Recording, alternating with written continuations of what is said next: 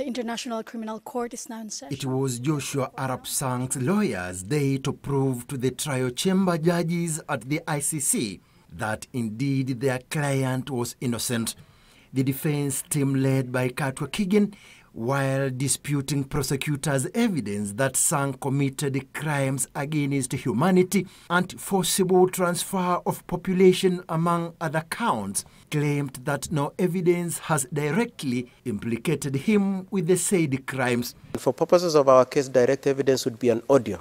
There is no direct evidence of any culpability on the part of Mr. Sang, even when the totality of what the prosecution have said is taken at its highest. Kigen denied that Sang, through his broadcasts, inflamed emotions among communities living in the Rift Valley ahead of the 2007 general elections. The proposition that Mr. Sang is fomenting an attitude towards Kikuyus as a tribe is an unnecessary extension of an attempt to incriminate Sang. The prosecution's allegation that Sang incited Odium followers in Nyanza, where 2 policemen were killed, drawing rebuke from defense team, who asserted that their client used to broadcast encouraging dialect and not the Luo.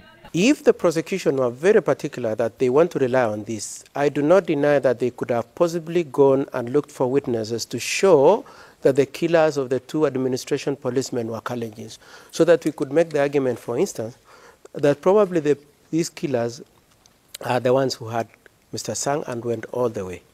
Kigen defended Sang on the accusation that he used his position as a radio presenter to demand Kalenjin land back.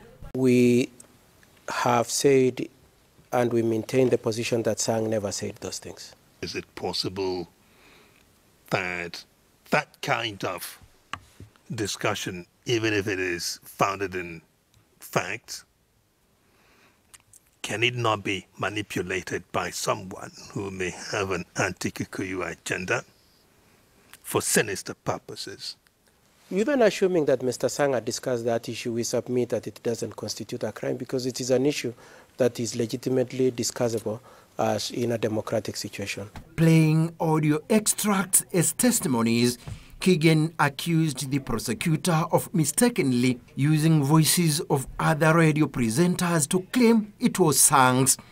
Ruto's defense lawyers will take the floor for their submissions Thursday.